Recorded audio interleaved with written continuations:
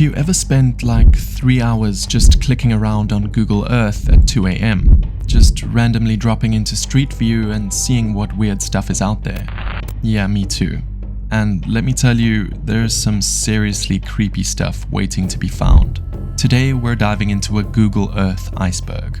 Before we get into it though, quick disclaimer, some of these topics involve real tragedies and people who lost their lives. I'm gonna keep it respectful, but this content can get pretty dark.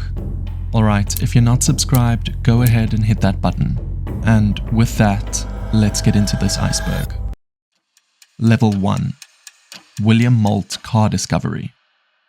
Starting with probably one of the most famous Google Earth discoveries, the William Moult case. This one's actually kind of insane when you think about how it was solved. So, back in November 1997, a 40-year-old guy named William Moult went to a club in Lantana, Florida. He had a few drinks. Not a frequent drinker, but he decided to go out that night.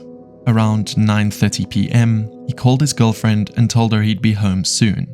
Witnesses saw him leaving the club around 11 p.m, and he didn't appear drunk or anything. He got in his white satin sedan and just vanished. Like, completely disappeared. His family reported him missing. Police investigated, but they had nothing to go on. The case went cold. 22 years have passed. Then in August 2019, some dude is just browsing Google Earth, looking at his old neighborhood in Wellington, Florida. He's checking out this pond behind some houses on Moon Bay Circle, and he notices something weird in the water. He contacts his friend Barry Fay, who still lives in the area, and Barry sends up a drone to confirm. Sure enough, there's a white car submerged in this pond. They call the police, and when they pull it out, they find remains inside. A week later, it's confirmed. It's William Moult. That car had been visible on Google Earth since 2007. For 12 years, it was just sitting there in the satellite images, and nobody noticed it until 2019. The pond was right behind people's houses. The most likely explanation is that William lost control of his car and drove it into the lake that night in 1997. But we'll probably never know exactly what happened. His family finally got closure after more than 2 decades, and it all started because someone was randomly browsing Google Earth. Woman on Ferris wheel. Next up, we've got the Pripyat Ferris wheel, and there's this whole mystery about a woman supposedly standing at it. So for context, Pripyat is the abandoned city near Chernobyl. The whole place was evacuated after the nuclear disaster in April 1986.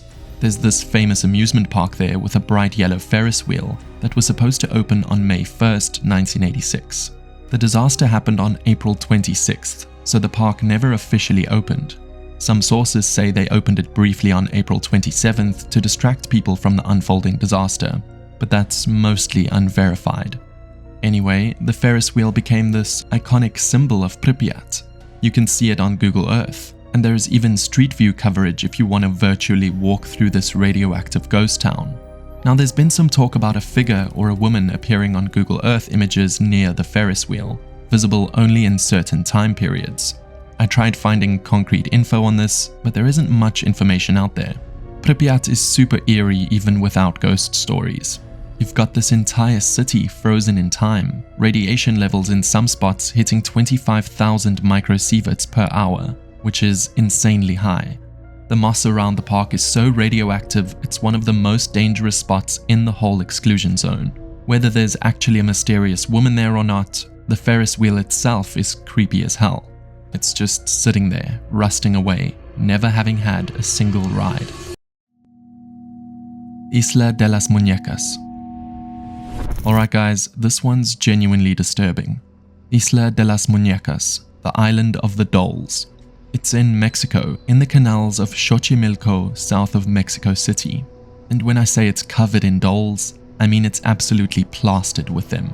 Hundreds of creepy, decaying dolls hanging from trees. The story goes like this. Around the 1950s, there was this guy named Don Julian Santana Barrera who lived alone on this little island. One day, he supposedly found a young girl who had passed away in the canal. He tried to save her but couldn't, and she passed away. Shortly after, he found a doll floating in the water, probably the girl's doll, so he hung it from a tree to honor her spirit. But then things got weird. Julian claimed he could still feel the girl's presence, that her spirit was haunting the island, so he started collecting more dolls. He'd pull them out of the trash, trade his produce for them, didn't matter what condition they were in. Missing eyes, missing limbs, broken, dirty, he hung them all up. Over 50 years, he collected 400 dolls. The island became this nightmare landscape of decaying toys hanging from every tree. Some have their heads missing, some are just torsos, all of them slowly rotting in their elements. Now, here's where it gets really dark. In 2001, Julian tragically lost his life in the canal, in the exact same spot where he claimed the girl had passed away decades earlier. His nephew was there helping him fish, and said Julian was singing about mermaids calling to him from the water. The nephew left for a bit, came back, and found Julian floating face down in the canal. Since then, the island's become a tourist attraction. You can visit it via boat from Xochimilco. People claim the dolls move their heads, that you can hear them whispering to each other. Some visitors say they feel like the dolls are watching them. You can see parts of it on Google Earth and Street View. Google's photographers actually went onto the island and into some of the structures. And yeah, it is as creepy as it sounds. Dolls everywhere, just staring at you with those blank, weathered faces. Oh, and fun fact, some locals refuse to go near the island at night. They think it's cursed. Can't say I blame them. Help sign on LA scrapyard. People started noticing these huge messages on Google Earth in a vacant lot in downtown LA. The words help and tráfico, which is Spanish for traffic, are spelled out using scrap materials, pipes, and pieces of wood. There's also LAPD, FBI, Federal, and Terrorismo. Obviously, when this hit social media, people freaked out. Human trafficking was the first thing everyone thought of. The lot's right next to shipping containers, near Union Pacific Railroad, close to major highways. It looked like someone's desperate cry for help. FaZe Clan even did a live stream where they went to investigate the location. They got chased off by guard dogs, tried talking to people in a nearby encampment, but got turned away. The whole thing felt genuinely creepy. But here's what actually happened. The LAPD investigated and found no evidence of criminal activity or trafficking. Turns out it's just one guy. His name is Jose, and he's been putting up these messages for over a year. He's been trespassing on Union Pacific property to create them. According to police, they've contacted him multiple times. He's refused housing, refused mental health evaluation. The images that went viral were actually from November 2023. They'd been there for over a year before people noticed. So yeah, not trafficking, not some sinister operation. Just a guy making messages in a vacant lot. Union Pacific confirmed nobody was in danger and that the messages are misleading. Still pretty eerie though when you first see it on Google Earth. Those giant help messages just sitting there in the middle of LA. Level 2. Naguro Scarecrow Village. There's this tiny village in Japan called Naguro, way up in the mountains of Shikoku Island in the Iya Valley. It's super remote. The nearest supermarket is 90 minutes away by car. The village used to have around 300 people back in the day, but as of 2019, there's only about 27 actual human residents left. No child has been born there in 20 years. So this woman, Tsukumi Ayano, she grew up in Naguro but moved to Osaka as an adult, like most people did. In the early 2000s, around 2002, she came back to take care of her elderly father. And when she got there, the village was basically dead. Empty houses, empty streets, just this overwhelming silence. She started planting a garden, but birds kept digging up her seeds. So she made a scarecrow, modeled it after her father. Neighbors would actually mistake it for her real dad, saying stuff like, "Good morning, you're up working very early." It sparked conversations between people and the scarecrow. This gave her an idea. She started making more dolls to repopulate the village. Over the years, she's created more than 350 life-sized scarecrows. They're literally everywhere, tending gardens, waiting at bus stops, fishing by the river, chatting on porches. She even filled the old elementary school, which closed in 2012, with scarecrow children sitting at desks. Some are based on real people who used to live there or have passed away. She makes them over about 3 days. Stuffs fabric with newspaper, creates detailed faces with different expressions. She dresses them in donated clothes and waterproofs them, but they only last about 2 or 3 years outdoors before the weather gets to them. If you check out Naguro on Google Street View, you can see them everywhere. And here's the thing. Google's AI sometimes blurs them out because it thinks they're real people. That's how lifelike they are. It's kind of beautiful in a way. This woman trying to keep her dying village alive through art. But it's also incredibly eerie. When you're virtually walking through on Street View and these dolls are just there, staring, doing everyday activities, frozen in time. The village has become a bit of a tourist attraction now, which Ayano intended. She wanted to bring life back to Naguro, and in a way she did, just not the kind of life anyone expected. Masked men in Mexico. Okay, this one's just straight up creepy. There's the spot in Sonora, Mexico, where Google Street View captured a group of masked men standing on a deserted highway. One guy's wearing a scream mask, another's got a black and white mask, there's someone in a wolf mask, and another in a red covering and a hat. They're just standing there on the roadside in 2 groups, facing each other. The creepy part, as the Google car drives by, they turn to face it. They're not just standing there randomly, they're watching the car pass. Now, there's been a lot of speculation about who these people are. The most common theory is cartel members. Mexico's cartels are known for wearing masks, and the location, the vibe, and the way they're positioned, it all points that direction.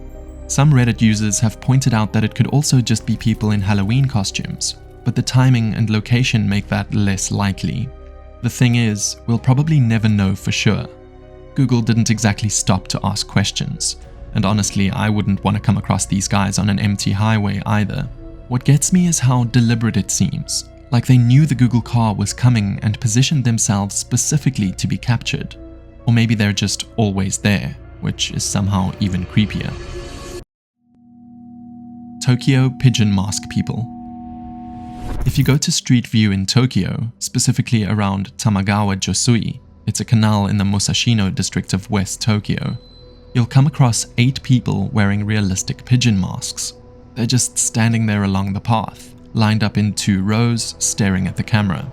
When this first appeared on Google Maps back in 2013, people lost their minds. The masks are unsettling, these big, realistic pigeon heads. The way the people are positioned, just staring. Yeah, it's nightmare fuel. But here's what actually happened. There's an art school nearby called Musashino Art University, and it's almost certainly students from there who did this as a prank. Apparently they caught word that Google's Street View team would be in the area, so they dressed up in these pigeon masks and waited. There's even a blog post from the group that did it. They're writers from a Japanese humor website. They've got tons of photos of themselves doing normal stuff while wearing the pigeon masks. Like they just hang out in these masks. It's just their thing, I guess. In Japanese folklore, pigeons are symbols of luck and adaptability, so there might be some cultural context there too. Or they just thought it would be funny to mess with Google. Either way, it worked. The image went viral pretty quickly. People on social media were calling them pigeon people or Japanese bird people. Some comments were like, "My worst nightmares have come true." Others were just confused. If you virtually walk through that section on Street View, you approach them gradually, then boom, you're surrounded by pigeon people. You click forward, you're past them. Click backward, and they're staring at you from behind. Level 3. Swiss and Norway landslides. Alright, moving into level 3 now. Things are getting darker. This topic is actually super recent and really shows you the power of satellite imagery to document disasters in real time. So in Switzerland, there was this massive landslide in May 2025 that basically wiped out an entire village called Blatten. I'm talking 90% of the village just gone. You can see the before and after on Google Earth, and it's absolutely devastating. Here's what happened. There's this mountain peak called Kleines Nesthorn, about 3,341 meters high, and it had been slowly shifting for years, like a few centimeters per year, totally normal for alpine regions. But in May 2025, the movement suddenly accelerated. By mid-May, it was dumping rock avalanches onto the Birch Glacier below. Then on May 28th, the whole thing gave way. 9 million tons of rock just collapsed onto the glacier. The glacier couldn't handle it and broke apart, triggering this massive landslide that buried the village of Blatten below. The crazy thing is, they'd been monitoring this mountain with satellites since 2016. The data showed the slope moving at about 50 centimeters per year until 2023. Then it jumped to 150 centimeters per year in 2024. That was the warning sign, and they evacuated about 300 residents on May 19th, 9 days before the collapse. One person is still missing though, a 64-year-old man. Search had to be called off because the whole area is still unstable. The landslide dammed up the Lonza River, creating a lake that submerged what was left of the village. And Norway had something similar happen in December 2020 near Oslo. This village called Ask in Gjerdrum, a landslide hit at like 3:51 in the morning. 10 people lost their lives, 31 homes were destroyed. The ground just liquefied because of something called quick clay. When water gets into certain clay soils, they can turn into basically a liquid. The whole thing moved over 2 kilometers. Both of these disasters are visible on Google Earth's updated satellite imagery. You can see the massive scars left on the landscape, the destroyed buildings, the debris fields. It's a reminder that these mapping tools don't just capture weird mysteries, they document real tragedies. Russian plane crash. This one's pretty obscure. There's this crashed Antonov An-30M cargo plane visible on Google Earth in one of the most remote parts of Russia, near a place called Olenyok in Siberia. The plane went down on June 22, 2022. It was flying a cargo route from Yakutsk to Olenyok, carrying 7 crew members and about 6.3 tons of food supplies. While en route, both engines failed. The crew tried to make an emergency landing, but they came down hard in a wooded area about 70 kilometers from Olenyok. All 7 crew members survived and evacuated the cabin, though 3 were injured. One guy had an open wound on his leg, suspected broken ribs and chest injuries. The aircraft was damaged beyond repair. The investigation found it was likely fuel exhaustion that caused both engines to fail, which is wild because that's aviation 101. Make sure you have enough fuel. But it happened, and now this plane is just sitting there in the Siberian wilderness. You can find it on Google Earth if you search around the Olenyok area. It's one of those things that makes you realize how vast and empty some parts of the world are.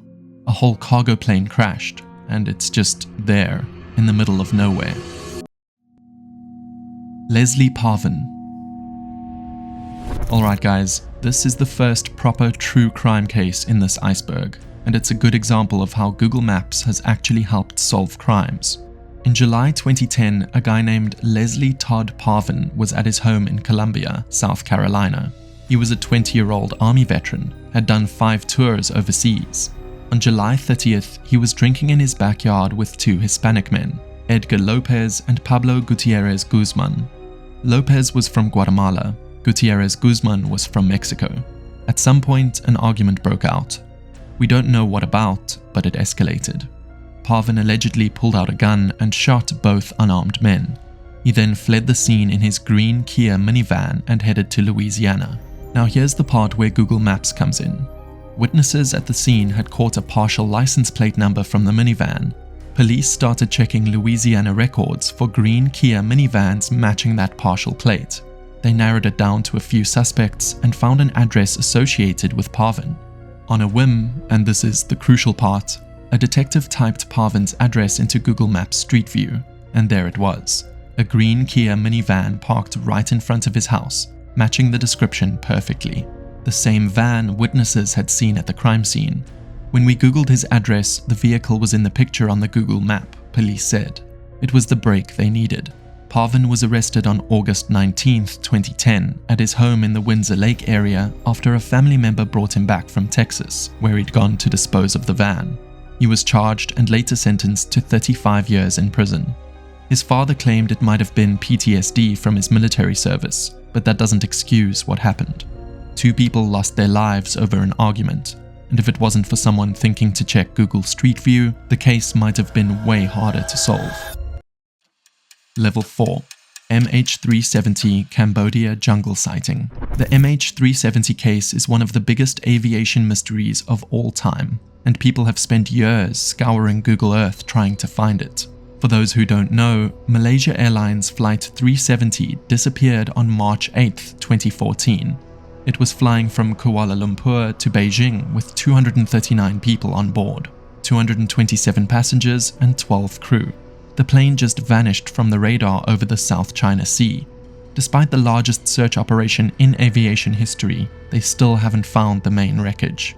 In 2018, this British tech expert named Ian Wilson claimed he found the plane on Google Earth in the Cambodian jungle, about 60 miles west of Phnom Penh. He said he'd spent hours searching Google Earth for places a plane could have gone down, and he found this object in literally the greenest, darkest part of the jungle. He measured it at around 69 meters long, which is close to a Boeing 777's length. He even noticed what looked like a gap between the tail and the body. Wilson was so convinced he actually traveled to Cambodia with his brother in 2018 to physically search for it. They got permission to head toward Mount Oral, but had to turn back after a few hours because of harsh conditions and dangerous terrain. Here's the thing though, experts are pretty skeptical. Newsweek verified the image and found that plane-shaped object had been visible in Google Earth imagery since January 2004. That's more than 10 years before MH370 disappeared, so it literally can't be the missing plane. Most aviation experts think it's just a plane caught mid-flight when the satellite passed overhead. Google even confirmed that's what it likely is, but Wilson stood by his claim, saying planes in flight don't appear that way on Google Earth. Some debris from MH370 has washed up on islands in the Indian Ocean, and most experts believe the plane went down somewhere in the southern Indian Ocean, not Cambodia. But the mystery continues, and people are still searching. Rex Heuermann. Okay guys, this one's genuinely disturbing and happened just recently in 2023. This is about the Gilgo Beach serial killer. So for context, between 2010 and 2011, the remains of at least 11 people were found along Ocean Parkway near Gilgo Beach on Long Island. 4 victims, known as the Gilgo 4, were found wrapped in burlap within a quarter mile of each other in December 2010. The case went cold for over a decade. Then in July 2023, police arrested this guy, Rex Heuermann, a 59-year-old architect from Manhattan. He was charged with the murders of 3 women, Melissa Barthelemy, Megan Waterman, and Amber Costello. He's also the prime suspect in the death of Maureen Brainerd Barnes. Now here's where Google Maps comes in. After his arrest, internet detectives started combing through Google Street View images of Manhattan, specifically near his office on 5th Avenue. They found something creepy. There's this image from June 2022, over a year before his arrest, showing a man matching Heuermann's description standing on East 36th Street near his office, talking to a petite woman. He's wearing the same light blue shirt he wore in a YouTube interview, carrying the same brown shoulder bag he had when he was arrested. The 6'4" figure is just there on Google Street View, casually chatting with this unidentified woman, completely unaware he's being photographed. It's eerie because at that point, he was still years away from being caught. Heuermann was linked to the case through his Chevy Avalanche, cell phone records, and DNA from a pizza crust he discarded. Prosecutors say he would commit the crimes when his wife and children were out of town. His dilapidated house in Massapequa Park became infamous. Neighbors said it was the only rundown house in an otherwise perfect suburban neighborhood. You can see both of his houses and his Manhattan office on Google Maps. He's pleaded not guilty and is being held without bail, but the Street View image of him just existing there months before his arrest, knowing what he's been accused of, it's chilling. The Gates of Hell. Closing out level 4 with something that looks straight out of a horror movie, but is actually a man-made disaster. In Turkmenistan, in the middle of the Karakum Desert, there's this massive crater that's been burning for over 50 years. Locals call it the Gates of Hell, or the Door to Hell. Here's what happened. In 1971, Soviet geologists were drilling for natural gas in the area. The ground beneath the drilling rig collapsed, creating this crater about 70 meters wide and 30 meters deep. The collapse also released tons of methane gas. The geologists were worried the methane would poison nearby villages, so they made a decision: light it on fire. They thought it would burn off in a few weeks. That was in 1971. It's still burning today, over 50 years later. The crater is just this massive pit of fire in the middle of the desert. You can see the glow from miles away at night. The flames never stop. There's just so much natural gas feeding it. On Google Earth, you can see the crater clearly. During the day, it looks like a dark pit, but if you check satellite imagery taken at night, you can sometimes see the glow. It's become a weird tourist attraction. People camp near it and take photos of this literal hellmouth. The Turkmenistan government has talked about putting it out because it's wasting natural gas reserves, but so far it's still burning. It's one of those things that started as a mistake and just never got fixed. Level 5. Plet Landreu. This case is from Belgium, and it's both tragic and absolutely chilling. Plet Landreu was an 83-year-old woman with Alzheimer's who lived in Anden, Belgium with her husband Marcel. He was her full-time caregiver. She had a habit of wandering off sometimes, so Marcel always kept a close eye on her. On November 2nd, 2020, around 1 p.m, Marcel went outside to hang laundry in their backyard. He'd left Plet inside watching TV with some lunch. He was only gone for a few minutes. When he came back inside, she was gone. Just vanished. He immediately started searching, calling out her name, checking with neighbors. Nothing. He called the police and they launched a massive search operation. Helicopters with thermal imaging, sniffer dogs, dozens of officers. They searched everywhere. Days turned into weeks, weeks into months, months into 2 full years. No trace of Plet anywhere. Now here's where it gets absolutely insane. In October 2022, 2 years after she disappeared, someone involved in the case decided to look up her house on Google Street View, and what they found made their blood run cold. By pure coincidence, a Google Street View car had been driving down Rue Rep at the exact moment Plet disappeared. I'm talking the exact moment. The image shows everything.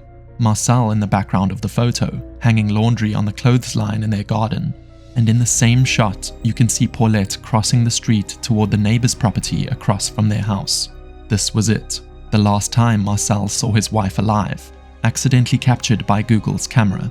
If the car had passed 10 seconds earlier or later, she wouldn't be in the frame. But it caught the exact moment she wandered away. Police immediately went to the location shown in the image. They found Plet's body at the bottom of a steep hill below the neighbor's garden, hidden in thick bramble bushes. She'd apparently fallen down the hill and got trapped in the thorns. She'd been there the entire time, 2 years, just yards from her house. What makes this so haunting is that, during that massive search operation with helicopters and dogs, she was probably already down there, trapped and unable to call for help because of her condition. Marcel finally got his answer after 2 years of not knowing, and it all came from a random Google Street View image that happened to capture his wife's final moments of life, walking away from their house while he hung laundry, completely unaware that it would be the last time he'd ever see her. Scott's Hut, Antarctica. This one's less disturbing, more haunting.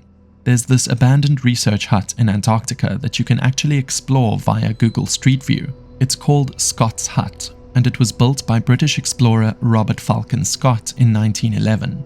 Scott led an expedition to reach the South Pole, but it ended in tragedy. Scott and his team made it to the pole, but they were beaten there by Norwegian explorer Roald Amundsen. On the return journey, Scott and his 4 companions died in the harsh Antarctic conditions in March 1912. The hut they built today still stands at Cape Evans on Ross Island. It's been preserved by the Antarctic Heritage Trust, and Google Street View photographers went there and documented the whole thing. If you pull up the location on Google Maps, you can click on the door and actually go inside. And it's frozen in time. There are still supplies on the shelves, beds where the crew slept, scientific equipment, even a dead penguin on the table, which, yeah, is kind of disturbing. The hut is like a time capsule. Everything is exactly as it was when the expedition left it. The extreme cold has preserved it all. Food tins, clothing, photos, books. You can virtually walk through and see where these men lived before they headed out on their doomed journey. What gets me is the silence of it. You're clicking through this empty hut in one of the most isolated places on Earth, and you know what happened to the people who lived there. They never made it back. The penguin on the table is especially weird. Theories suggest it wandered in and couldn't get back out, or someone brought it in for study. Either way, it's been there for decades, frozen solid. Hashima Island. This one's probably the most famous abandoned location you can explore on Google Maps. Hashima Island, also called Kunganjima or Battleship Island, is off the coast of Nagasaki, Japan. From 1887 to 1974, this tiny island was a coal mining facility owned by Mitsubishi. At its peak in 1959, over 5,000 people lived there, crammed into a space less than 500 meters long. It had the highest population density in the world at that time. The living conditions were rough. Workers and their families were packed into concrete apartment blocks. The island had schools, shops, a hospital, and even a cinema and swimming pool. But it was basically a company town. Everyone worked for the mine. In 1974, the coal reserves ran out. Mitsubishi closed the facility and everyone evacuated. Within a few months, the island was completely abandoned. No one lives there anymore, and it's just been sitting there, decaying for 50 years. The buildings are crumbling, nature is taking over. Typhoons batter it every year. It looks post-apocalyptic, like something out of a zombie movie. Google Street View has mapped parts of the island. You can see the abandoned apartment blocks, the empty streets, the rusting infrastructure. Everything is just frozen in time from 1974. The island's also got a dark history. During World War II, Korean and Chinese forced laborers were brought there to work in the mines under brutal conditions. Many of them died, so there's this layer of tragedy beneath the abandonment. Japan opened the island for limited tourist access in 2009, but you can only visit certain areas because the buildings are so unstable. Most of it remains off limits, but Google Street View lets you explore it virtually, and it's absolutely eerie. Hill of Crosses. There's this place in Lithuania called the Hill of Crosses. It's exactly what it sounds like. A hill absolutely covered in crosses. Like over 100,000 crosses. Big ones, small ones, wooden ones, metal ones, all piled up together. Nobody knows exactly how or when it started, but people have been placing crosses there since at least the 14th century. It became especially significant during Soviet occupation. The Soviets kept bulldozing it because it was a symbol of Lithuanian Catholic resistance, but people kept rebuilding it. They'd come at night and plant more crosses. Now it's this massive pilgrimage site. People come from all over the world to leave crosses. Some are memorials for lost loved ones. Some are religious offerings. Some are just personal prayers and hopes. On Google Earth and Street View, you can see the sheer scale of it. There are crosses as far as you can see, on the ground, stacked on top of each other, hanging from trees. It's overwhelming. It's not scary in a traditional sense, but there's something deeply unsettling about seeing that many crosses in one place. Each one represents someone's grief, hope, or faith. It's beautiful and eerie at the same time. Pope John Paul II visited in 1993 and left a crucifix there, which made it even more popular. Now it's one of Lithuania's most important religious sites. Level 6. Ariel Castro's house. Alright guys, Level 6. This is where things get really dark. In Cleveland, Ohio, there was this house at 2207 Seymour Avenue. From the outside, it looked like a normal house in a normal neighborhood.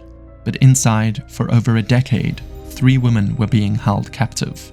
In May 2013, Amanda Berry escaped from the house with her daughter. She got help from neighbors and police raided the house.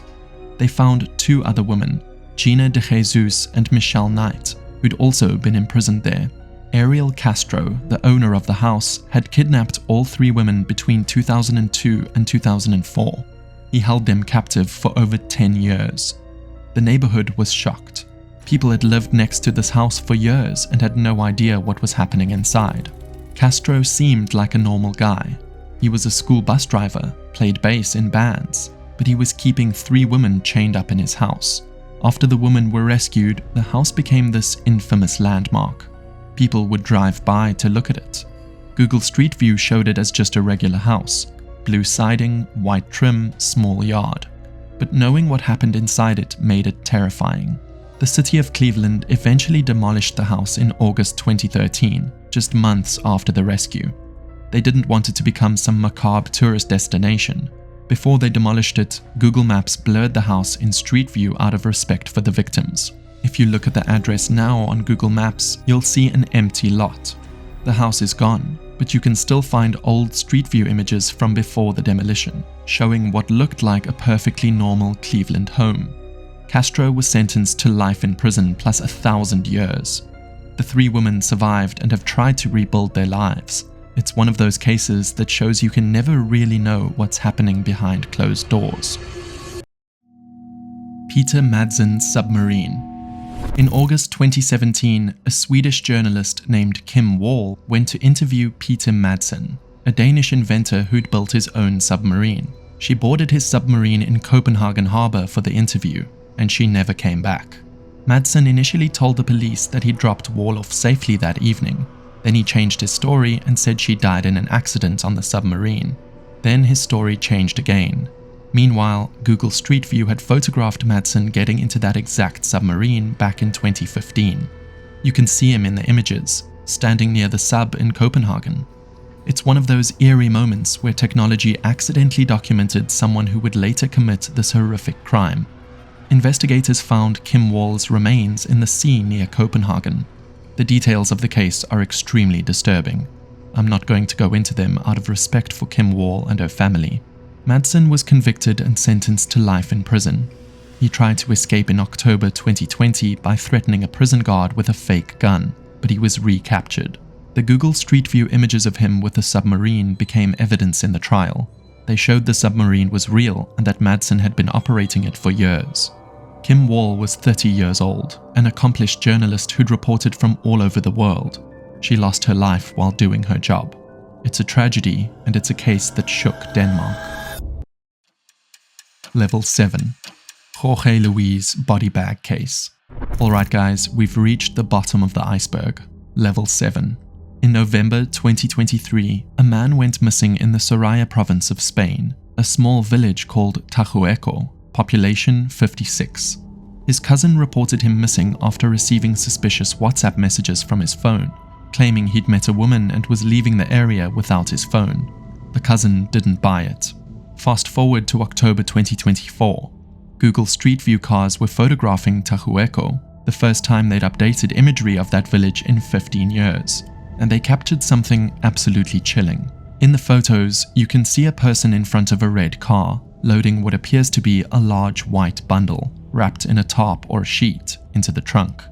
In another sequence of photos from the same day, there's suspicious activity near a cemetery that later became relevant to the investigation. In December 2024, police arrested a woman who was the missing man's partner and another man who was her ex-partner. They raided their homes and vehicles and found blood evidence. Then they saw the Google Maps images. On December 11th, police made a discovery in a cemetery in Soraya province. Remains believed to be the missing man, a 33-year-old Cuban national, were found. The Google Maps evidence, while not decisive according to police, helped corroborate their case. It showed suspicious activity at the exact time and location investigators were interested in. The alleged perpetrators had no idea they were being photographed. Some Tajueco residents later said they'd actually seen the Google Maps images in the months before the arrest, but didn't think anything was suspicious at the time. It's only in hindsight that it became clear what they were looking at. The 2 suspects are in custody awaiting trial. The investigation is ongoing. Google Earth and Google Maps have become this bizarre tool for discovery, both good and bad. They've helped solve missing person cases and crimes. They've documented natural disasters and human tragedies. They've revealed ancient mysteries and captured random weirdness. But they've also turned into this unintended archive of everything, including things that probably shouldn't be there. Every Street View car that drives down every street is creating a permanent record, and you never know what it might capture. If you've made it this far, thank you for watching. Make sure you hit that subscribe button if you're not already subscribed, and let me know in the comments which level creeped you out the most. Alright guys, I'll see you in the next one. Stay safe out there.